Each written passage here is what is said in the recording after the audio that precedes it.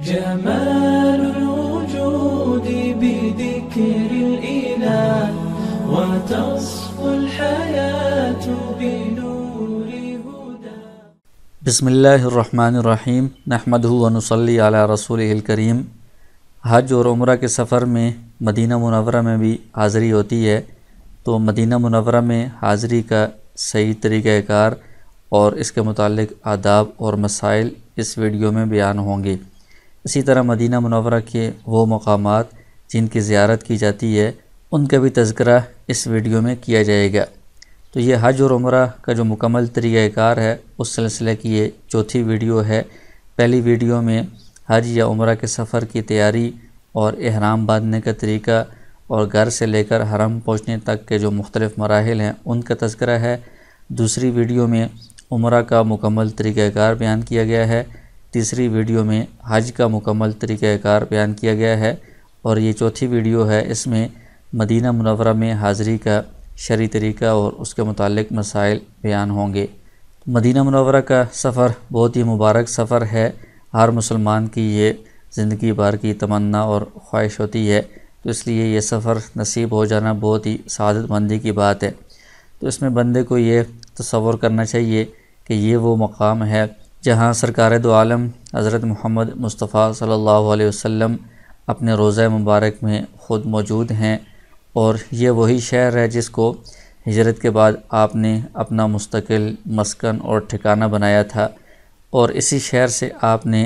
اسلامی ریاست اور حکومت کا نظام قائم فرمایا، اور یہیں سے دنیا کے مختلف خطوں میں اسلام کی نشر و اشاعت کی گئی. مدینہ منورہ میں حاضری کی احادیث میں بہت فضیلت بیان کی گئی ہے اور تاکید بھی کی گئی ہے. ایک حدیث میں ارشاد ہے، قال النبی صلی اللہ علیہ وسلم من زارنی کان فی جواری یوم القیامہ. جو شخص میری زیارت کرے گا یعنی روضہ مبارک پر حاضری دے گا تو وہ قیامت کے دن میرے پڑوس میں ہوگا. دوسری حدیث میں ہے، من حج فزار قبری بعد موتی کان کمن زارنی فی حیاتی. جس شخص نے حج کا سفر کیا اور اس سفر میں میری قبر کی زیارت کی میرے وصال کے بعد، تو میرے وصال کے بعد میری قبر کی زیارت کرنا ایسا ہی ہے جیسے کہ اس نے میری زندگی میں میری زیارت کی ہو. ایک اور حدیث میں ارشاد ہے، من حج البیت فلم یزرنی فقط جفانی. جس نے بیت اللہ کا حج کیا لیکن میری زیارت کو نہ آیا یعنی مدینہ منورہ میں حاضر نہ ہوا تو اس نے میرے ساتھ بے وفائی کی. اور ایک اور حدیث میں ارشاد ہے، من زار قبری وجبت لہ شفاعتی. جس نے میری قبر کی یعنی روضہ مبارک کی زیارت کی تو اس کے لیے میری شفاعت واجب ہو گئی ہے. تو ان حدیث میں مدینہ منورہ میں حاضری اور روضہ مبارک پر حاضر ہونا اور زیارت کرنا اس کی بہت فضیلت اور تاکید بیان کی گئی ہے. رسول اللہ صلی اللہ علیہ وسلم نے زندگی کے پہلے ابتدائی سال اور نبوت ملنے کے بعد 13 سال مکہ مکرمہ میں قیام فرمایا، لیکن یہاں پر جب مسلمانوں کے لیے مشکلات بڑھ گئیں تو اللہ تعالیٰ کے حکم سے آپ نے مدینہ منورہ کی طرف ہجرت فرمائی ہے.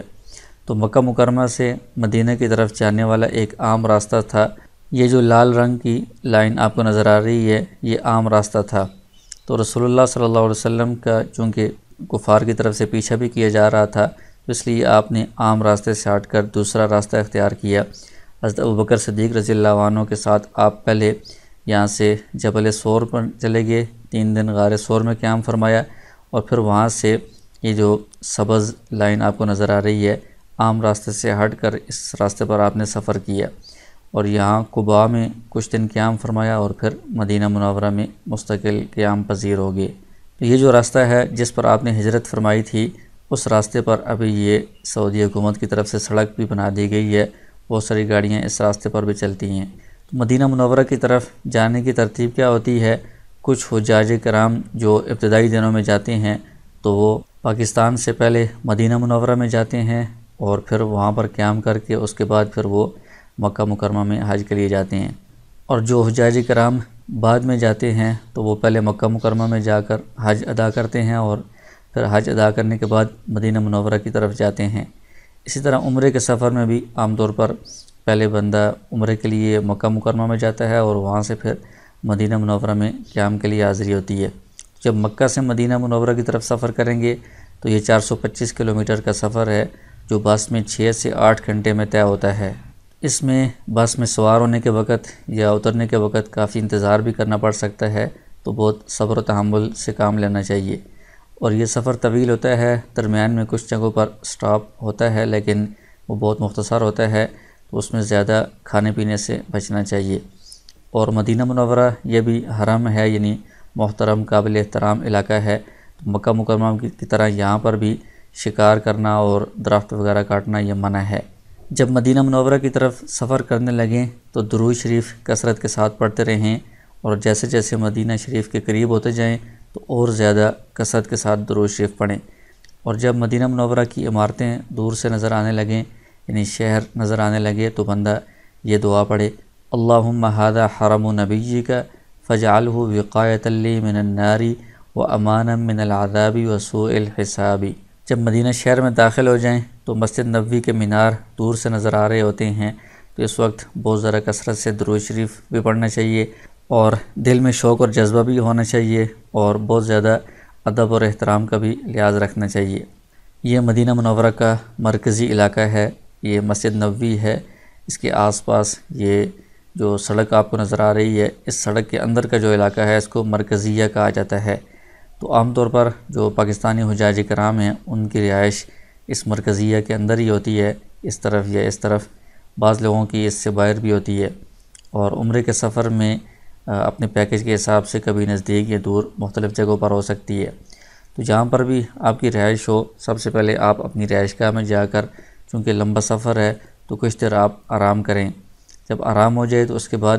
غسل کر کے اچھے کپڑے پہنیں، خوشبو لگائیں، اچھی طرح تیار ہو کر بندہ مسجد نبوی میں حاضر ہو۔ اور چونکہ یہ بہت مقدس شہر ہے تو اس شہر کی عظمت کا خیال رکھتے ہوئے خشوع اور خضوع کے ساتھ اور تواضع عاجزی کے ساتھ، ادب اور احترام کے ساتھ درود شریف پڑھتے ہوئے مسجد نبوی میں حاضر ہوں گے۔ یہ مسجد نبوی ہے جو دنیا کی جتنی بھی مساجد ہیں ان میں مسجد الحرام بیت اللہ کے بعد دوسرے نمبر پر سب سے افضل یہ مسجد ہے۔ اس کے بھی بہت سارے فضائل بیان کیے گئے ہیں۔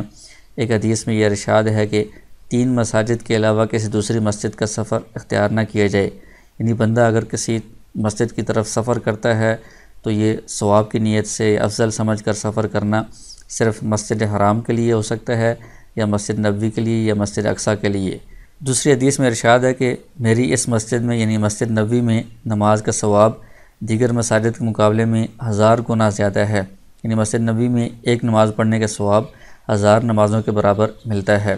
سوائے مسجد حرام کے کہ وہاں پر اس سے زیادہ ہے، یعنی وہاں پر ایک نماز کا ثواب 1,00,000 نمازوں کے برابر ہے۔ تو مسجد نبوی میں 1000 نمازوں کے برابر ہے ایک نماز کا ثواب، یہ ایک حدیث میں ہے۔ دوسری روایت میں مسجد نبوی میں ایک نماز کا ثواب 50,000 نمازوں کے برابر بیان کیا گیا ہے۔ جب آپ اپنی رہائش گاہ میں آرام کر کے اور پھر اس کے بعد تیار ہو کر مسجد کی طرف آنے لگیں گے تو رہائش گاہ کا جو محل وقوع ہے اس کو اچھی طرح نوٹ کر لیں کہ وہ کس طرف ہے، وہاں جو ہوٹل کا کارڈ ہوتا ہے وہ بھی اپنے پاس رکھ لیں، اور اس کے بعد جب اندر داخل ہوں گے تو یہ مسجد نبوی کے آس پاس یہ جو صحن ہے، صحن کے باہر ایک بڑی دیوار ہے، باؤنڈری وال ہے، اس کے اندر مختلف دروازے ہیں، ان کے بھی نمبر ہوتے ہیں۔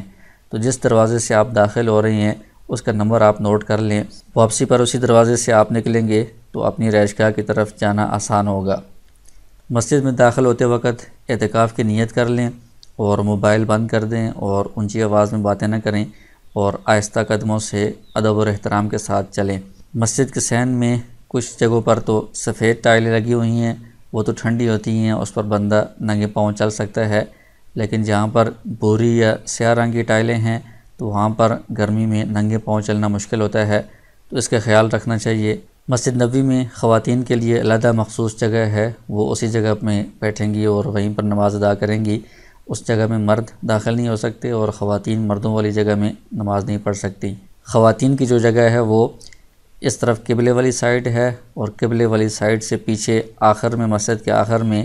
اس کونے میں بھی خواتین کی جگہ ہے اور دوسری طرف اس کونے میں بھی خواتین کی جگہ ہے۔ بہرحال مسجد میں جب داخل ہو جائیں تو اس کے بعد اگر مکروہ وقت نہیں ہے تو تحیۃ المسجد پڑھ لیں، ان 2 رکعت نفل پڑھ لیں تحیۃ المسجد کی نیت سے، یہ مسجد کے احترام اور آداب میں سے ہے۔ پھر مسجد کی جو قبلے والی سائیڈ ہے اس میں یہاں پر روضہ مبارک ہے، تو روضہ مبارک پر حاضری دینی ہے اور یہاں پر سلام پیش کرنا ہے۔ تو اس کے کچھ فضائل پہلے بھی احادیث میں آپ نے سنے ہیں اور کچھ مزید احادیث بھی ہیں۔ ایک حدیث میں ارشاد ہے کہ جو شخص میری قبر کے پاس کھڑے ہو کر مجھ پر درود و سلام پڑھتا ہے میں خود اس کو سنتا ہوں، اور جو کسی اور جگہ درود پڑھتا ہے تو اس کی دنیا اور آخرت کی ضرورتیں پوری کی جاتی ہیں، اور میں قیامت کے دن اس کا گواہ اور اس کا سفارشی ہوں گا۔ اور دوسری حدیث میں ہے کہ جو شخص میری قبر کے پاس آ کر مجھ پر سلام پڑھے تو اللہ جل شانہ میری روح مجھ تک پہنچا دیتے ہیں اور میں اس کو سلام کا جواب بھی دیتا ہوں۔ تو اس لیے یہاں پر سلام پیش کرتے ہوئے یہ ذہن میں رکھنا چاہیے کہ خود رسول اللہ صلی اللہ علیہ وسلم میرے سلام کو سن رہے ہیں اور مجھے جواب بھی عنایت فرما رہے ہیں۔ بہت زیادہ ادب اور احترام کا اور آداب کا خیال رکھنا چاہیے۔ روزہ مبارک پر حاضری اور سلام پیش کرنے کے لیے باب السلام سے داخل ہوتے ہیں اور یہاں پر آ کر سلام پیش کر کے باب البقیع سے باہر نکل جاتے ہیں۔ یہ جو مسجد نبوی میں کچھ حصہ ہے جو آگے کی طرف آپ کو نظر آ رہا ہوگا، اس میں اس طرف یہاں پر باب السلام ہے، یہاں سے داخل ہوتے ہیں اور اندر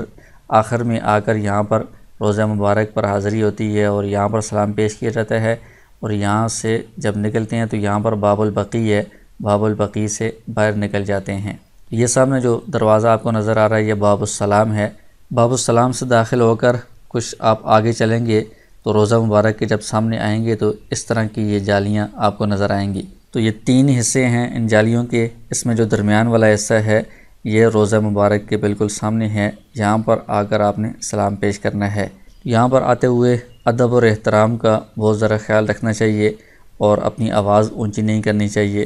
تو یہاں پر جب آپ پہنچیں گے، اس طرف سے آپ آ رہے ہوں گے تو یہ جو جگہ ہے یہاں پر آپ کھڑے ہوں گے تو یہ جگہ اس کو مواجہہ شریف کہا جاتا ہے، یعنی یہ حضرت صلی اللہ علیہ وسلم کے قبر اطہر کے سامنے کا حصہ ہے۔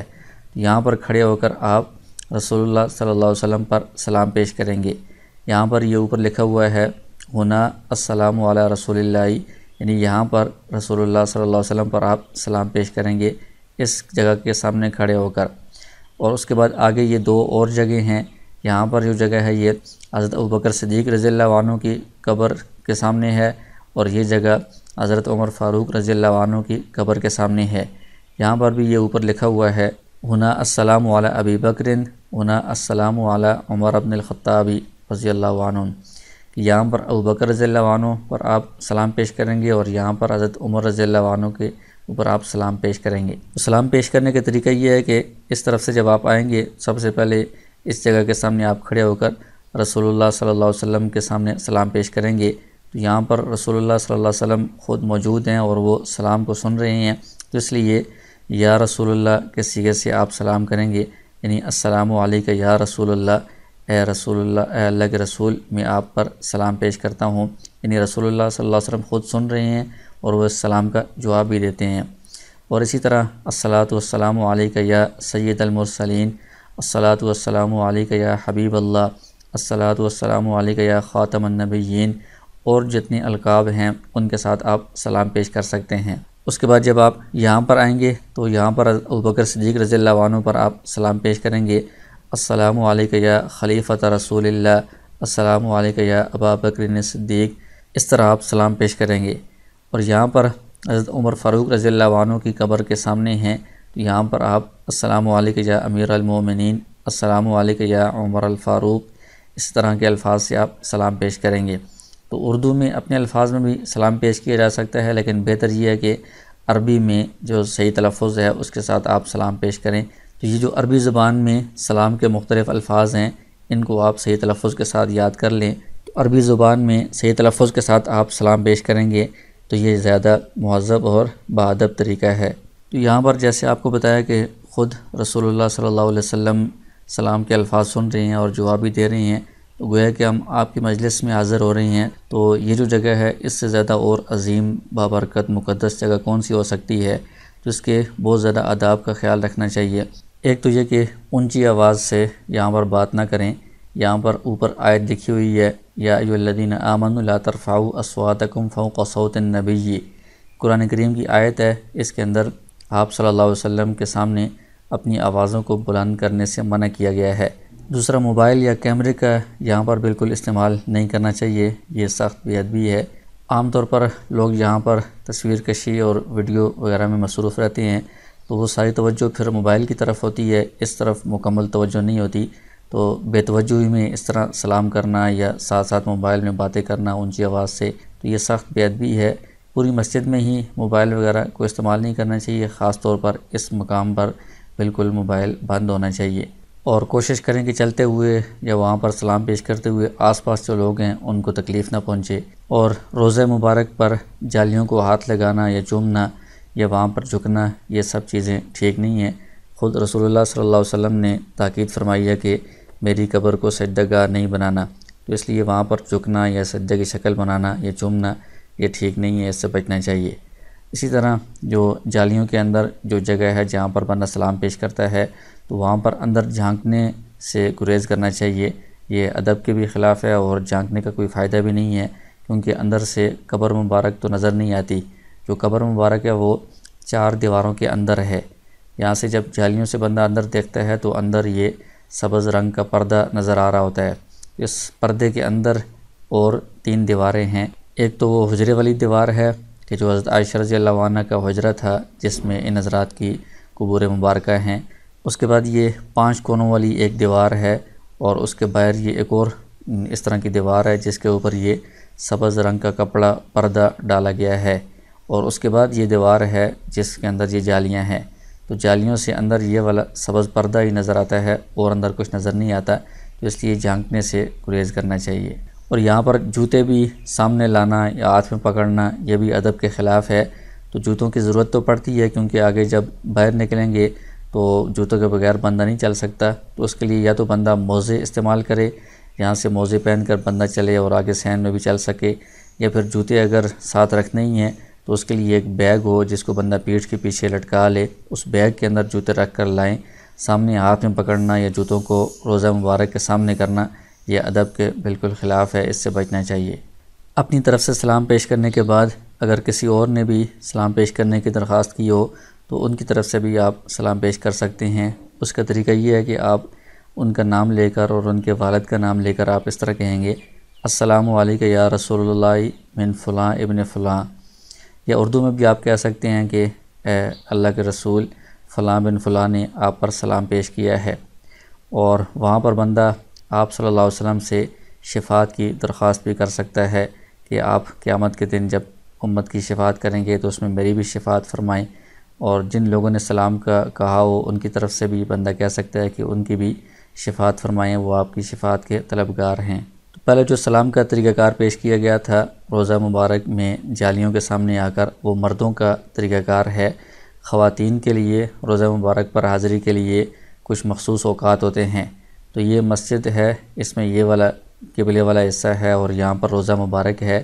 تو خواتین کی جگہ یہ والی ہوتی ہے، ایک اس کنارے پر اور ایک اس کنارے پر۔ عموماً فجر کے بعد اور عشاء کے بعد خواتین کو یہاں پر حاضری کا موقع دیا جاتا ہے، تو ان کے لیے یہاں یہ جو ان کی مخصوص جگہ ہے یہاں سے پردے لگا کر اس طرف سے اور یہاں سے ادھر سے یہ جگہ بند کر دی جاتی ہے مردوں کے لیے، تو خواتین یہاں سے یہ جو جگہ ہے جہاں پر 2 صحن ہیں اور آگے روضہ مبارک کے قریب جگہ یہاں تک وہ آ سکتی ہیں، تو یہاں سے وہ پھر سلام پیش کرتی ہیں۔ خواتین کو سامنے جالیوں کی طرف جانے کی اجازت نہیں ہوتی، جو قدمین مبارک ہیں یعنی روضہ مبارک کی وہ جانب جس طرف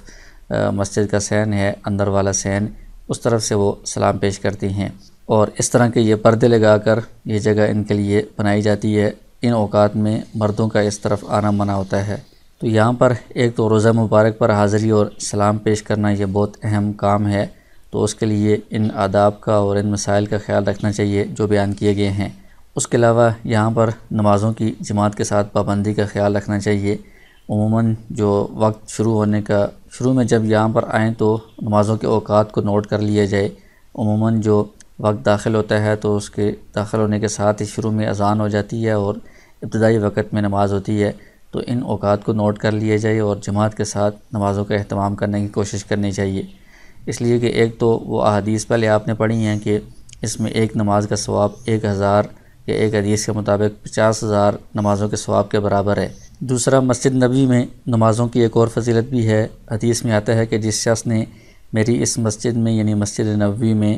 بغیر بیچ میں ناغہ کیے مسلسل 40 نمازیں باجماعت ادا کیں تو اس کے لیے آگ سے برات اور عذاب سے نجات اور نفاق سے برات لکھی جائے گی۔ کیونکہ یہاں پر اور کوئی ایسے ارکان طواف وغیرہ تو نہیں ہیں جن میں بندے کی مشغولیت ہو، تو ہوٹل میں صرف ضرورت کے وقت آرام کے لیے، کھانے کے لیے تھوڑی دیر جانا چاہیے، زیادہ وقت مسجد میں ہی گزارنے کی کوشش کرنی چاہیے۔ اور باجماعت نمازوں کی ادائیگی کے لیے نمازوں کے جو اوقات ہیں ان سے کافی پہلے آپ آئیں گے تو آپ کو مسجد کے اندر صحیح جگہ ملے گی اور آپ تسلی سے نماز ادا کر سکیں گے۔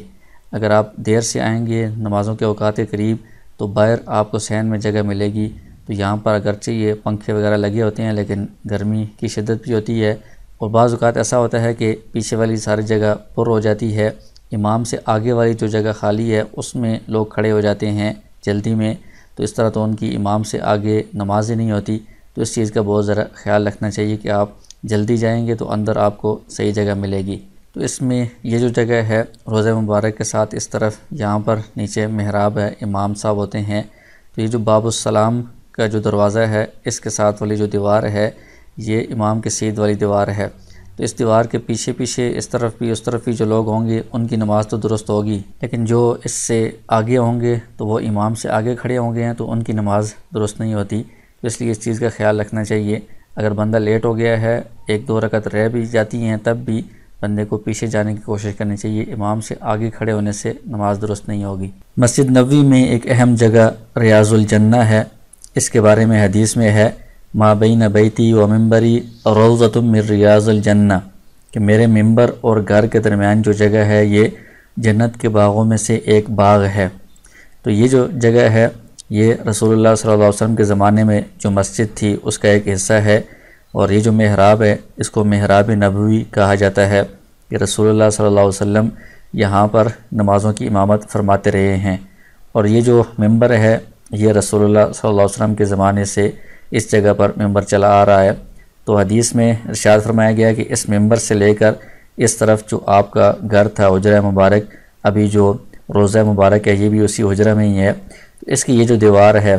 اس روضہ مبارک تک ممبر سے لے کر یہ جو جگہ ہے یہ ساری ریاض الجنہ یعنی جنت کا ایک باغ ہے، جنت کا ایک ٹکڑا ہے۔ یہ جنت کا ایک ٹکڑا ہے جو زمین پر موجود ہے، اس میں نماز پڑھنا ایسا ہی ہے گویا کہ بندہ جنت میں نماز پڑھ رہا ہے، اور یہ جو زمین کا حصہ ہے، ٹکڑا ہے، یہ قیامت کے دن جنت کے اندر شامل کر دیا جائے گا۔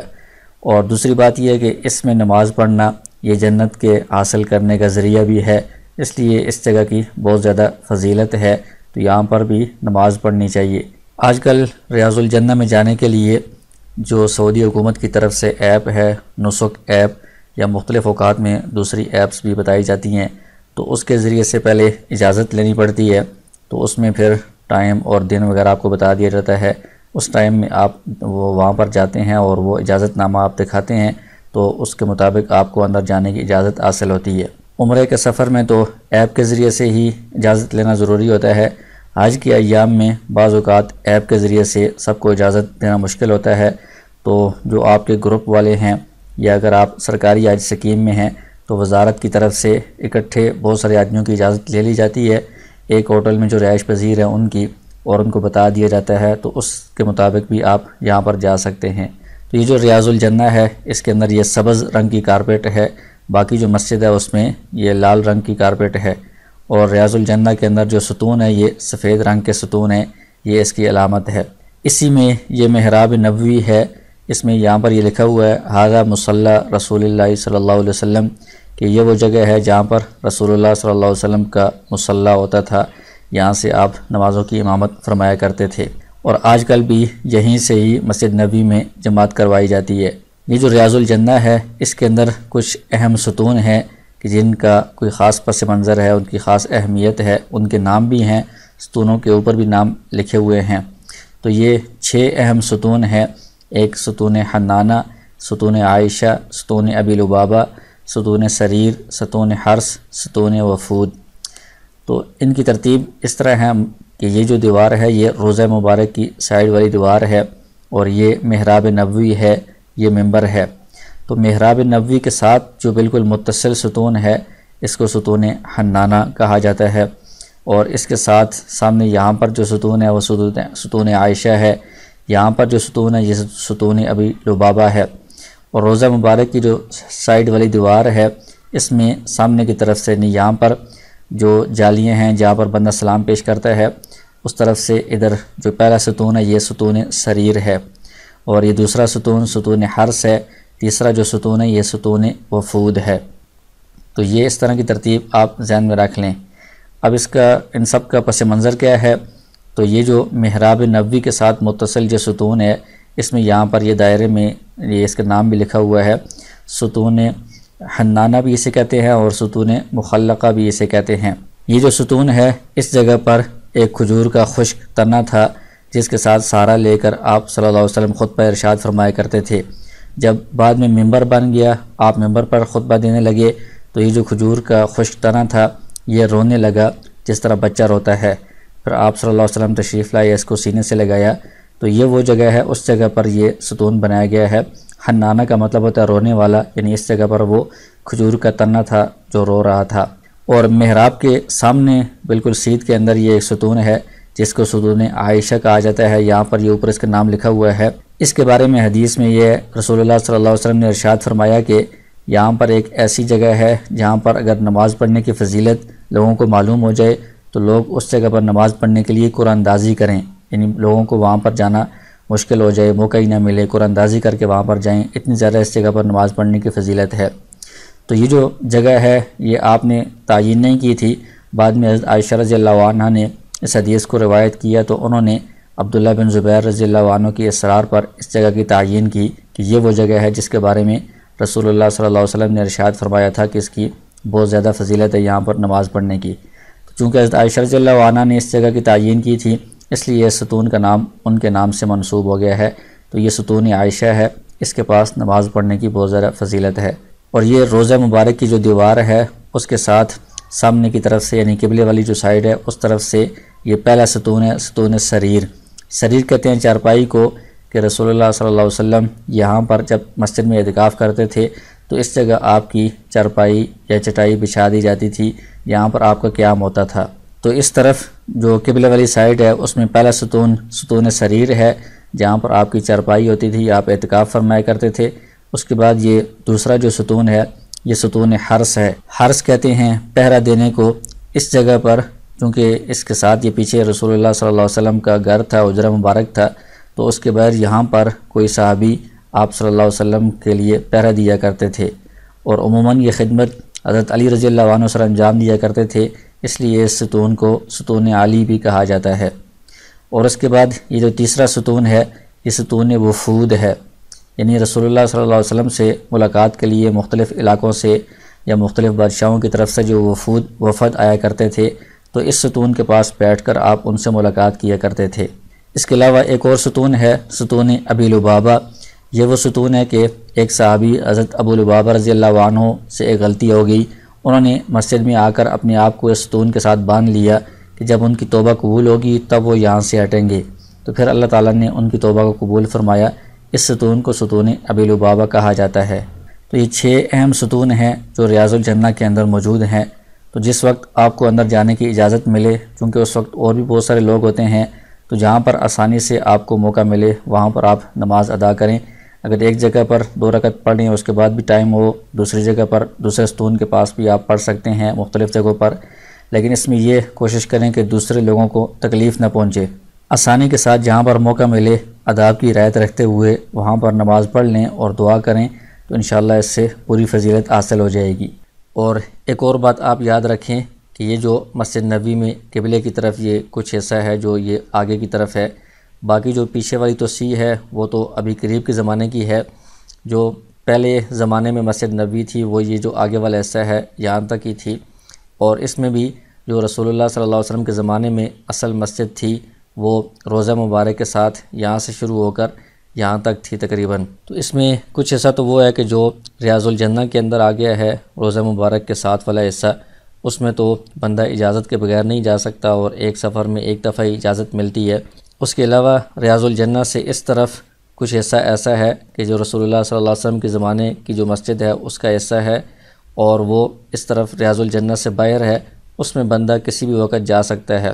تو یہاں پر باب السلام کے ساتھ یہ پیچھے چھوٹے چھوٹے دروازے ہیں، ان دروازوں سے آپ جا کر یہ جو شروع کا کچھ حصہ ہے یہ تو بعد کی توسیع میں ہے، کچھ توسیع حضرت عثمان رضی اللہ عنہ کے زمانے میں ہوئی ہے، کچھ حضرت عمر رضی اللہ عنہ کے زمانے میں۔ تو یہاں سے کچھ آگے چل کر آپ دیکھیں گے جو ستون ہے، ستون میں اوپر والی سائیڈ میں لکھا ہوا ہوگا ھذا مسجد النبی صلی اللہ علیہ وسلم۔ تو جہاں پر ستونوں میں وہ لکھا ہو وہاں سے آگے جو جگہ ہے وہ رسول اللہ صلی اللہ علیہ وسلم کے زمانے کی جو مسجد ہے اس کا حصہ ہے، تو اس میں آپ جا سکتے ہیں کسی بھی وقت۔ لیکن یہ جو آگے والا حصہ ہے اس میں رش زیادہ ہوتا ہے، تو آپ نماز کے جو اوقات ہیں اس سے کافی پہلے جائیں گے تو آپ کو یہاں پر جگہ ملے گی، نمازوں کے اوقات کے قریب یہاں پر جگہ ملنا مشکل ہوتا ہے۔ تو مدینہ منورہ میں جب آپ قیام کریں گے تو اس دوران کیا کرنا چاہیے؟ تو چونکہ یہ عظیم الشان شہر ہے اور یہاں پر قیام کرنا یہ انسان کی بڑی سعادت کی بات ہے، بہت ہی غنیمت کی بات ہے، تو زیادہ سے زیادہ وقت بندے کو عبادت کے اندر اور اللہ کے ذکر کے اندر اور یہ کچھ جو آگے چیزیں آ رہی ہیں ان میں گزارنا چاہیے۔ ایک تو یہ کہ زیادہ سے زیادہ وقت مسجد نبوی میں گزاریں، کیونکہ ہو سکتا ہے کہ یہ موقع دوبارہ میسر نہ ہو، تو ہوٹل میں صرف ضرورت کے لیے، آرام کے لیے، کھانے کے لیے بندہ جائے، زیادہ وقت مسجد نبوی میں گزاریں۔ اور 5 وقت کی جو نمازیں ہیں وہ جماعت کے ساتھ مسجد نبوی میں ادا کریں، کیونکہ ایک نماز کا ثواب 1000 یا 50,000 نمازوں کے ثواب کے برابر ہے۔ اور حضور اکرم صلی اللہ علیہ وسلم کی قبر اطہر یعنی روضہ مبارک پر حاضر ہو کر کثرت سے آپ سلام پیش کریں، بار بار بھی بندہ جا کر سلام پیش کر سکتا ہے۔ اور اس دوران مدینہ منورہ میں جب آپ مقیم ہیں تو کثرت سے درود شریف پڑھنے کا اہتمام کریں اور قرآن کریم کی تلاوت کا اور ذکر تسبیحات کا اہتمام رکھیں۔ فجر اور عصر کے بعد جنت البقیع جو قبرستان ہے اس کو کھولا جاتا ہے، تو فجر یا عصر کے بعد آپ وہاں پر چلے جائیں جنت البقیع میں، اور مسجد قباء جس کا آپ کو پیچھے بتایا تھا وہاں پر جا کر نماز پڑھنے کی فضیلت ہے، تو روزانہ یا حسب سہولت جب بندہ جا سکے تو وہاں پر بھی جا کر نماز پڑھنی چاہیے۔ اور چونکہ رسول اللہ صلی اللہ علیہ وسلم کے شہر میں ہے، ویسے بھی پوری زندگی میں سنتوں پر عمل ہونا چاہیے، اور یہاں پر تو زیادہ سنتوں پر عمل کرنے کا اہتمام کرنا چاہیے،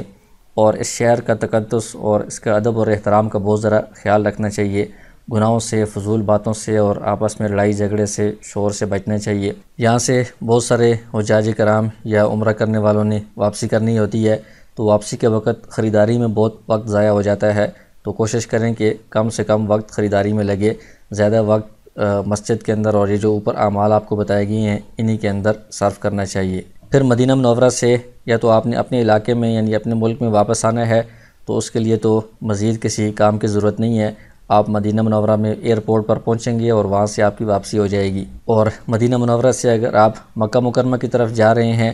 تو حج کے ایام ہے تو حج کا احرام باندھنا ہوگا، ورنہ عمرے کا احرام باندھ کر آپ جائیں گے تو اس کے لیے جو میقات والی مسجد ہے مسجد ذوالحلیفہ، وہاں سے آپ احرام باندھ کر آگے مکہ مکرمہ کی طرف جائیں گے۔ تو یہ آپ کا حج کا یا عمرے کا سفر مکمل ہو گیا ہے۔ تو 2 شہروں میں آپ کا قیام ہوا ہے، مکہ مکرمہ میں اور مدینہ منورہ میں۔ دونوں شہروں کی خاص سوغات ہیں۔ مکہ مکرمہ کی سوغات جو اہم چیز ہے وہ زمزم ہے، وہاں سے زمزم کا پانی بندہ لے کر آتا ہے، اور مدینہ منورہ کی جو اہم چیز ہے وہ کھجور ہے، وہاں سے کھجوریں لائی جاتی ہیں۔ اس کے ساتھ ساتھ جو روحانی یادگاریں ہیں ان دونوں شہروں کی وہ بھی ساتھ لانی چاہیے۔ مکہ مکرمہ کی جو روحانی یادگار ہے اس میں ایک تو توحید ہے کہ وہاں پر جو بیت اللہ ہے اللہ تعالیٰ کا گھر ہے، تو ہمارے ذہن میں خالص اللہ تعالیٰ کی ذات کی طرف ہمارا دھیان ہونا چاہیے، کسی بھی مشکل میں اور پریشانی میں، اور خالق اور مالک اور حاجت روا اور مشکل کشا اللہ تعالیٰ کو ہی ہم سمجھیں۔ اور دوسرا ہجرت ہے کہ وہاں پر جو مسلمانوں کو مشکلات پیش آئیں تو انہوں نے گھر بار سب کچھ چھوڑ کر مدینہ کی طرف ہجرت کی، تو ہمیں بھی اگر دین کے اندر مشکلات ہوں تو دین کے لیے اپنا مال اور باقی چیزیں چھوڑنے پر تیار ہونا چاہیے۔ اور مدینہ منورہ کی جو اہم چیز ہے روحانی، وہ ایک تو اتباع سنت ہے کہ رسول اللہ صلی اللہ علیہ وسلم نے وہاں پر جو زندگی کا پورا نظام قائم فرمایا تھا اور اپنی امت کو تعلیم دی تھی سنتوں کی، ان کی ہم اتباع کریں۔ اور جو انصار نے وہاں پر مہاجرین کی نصرت کی تھی تو وہ نصرت کا جذبہ ہم ساتھ لے کر آئیں۔ تو حج کا سفر آپ کا جب مکمل ہوگا تو شروع میں آپ نے پڑھا ہے کہ حج کرنے سے بندے کے تمام گناہ معاف ہو جاتے ہیں، اور بندہ ایسے پاک صاف ہو جاتا ہے جیسے بچہ پیدا ہوتا ہے تو وہ بالکل گناہوں سے معصوم ہوتا ہے۔ تو اس لیے یہ ابھی آپ کی اس کے بعد ایک نئی زندگی شروع ہوگی، یہ زندگی کا ایک اہم موڑ ہے، تو اس کے بعد بندہ ان چیزوں کا اہتمام کرے۔ ایک تو فرائض کی ادائیگی کا اہتمام کریں، جس طرح وہاں پر آپ نے نمازوں کی پابندی کی ہے تو واپس آ کر بھی آپ نمازیں باجماعت مسجد میں جا کر پڑھیں، روزوں کی پابندی کریں گے، زکوٰۃ پابندی کے ساتھ ادا کریں گے، اور حقوق العباد کی ادائیگی کریں گے، رشتہ داروں کے ساتھ صلہ رحمی کریں گے، اور جو روحانی امراض ہوتے ہیں، دل کے اندر بیماریاں، تکبر، بغض وغیرہ، ان کو ہم ختم کریں گے، دل کو پاک صاف رکھیں گے۔ اور جس طرح وہاں پر آپ نے دیکھا ہے کہ حج کے موقع پر یا عمرے کے موقع پر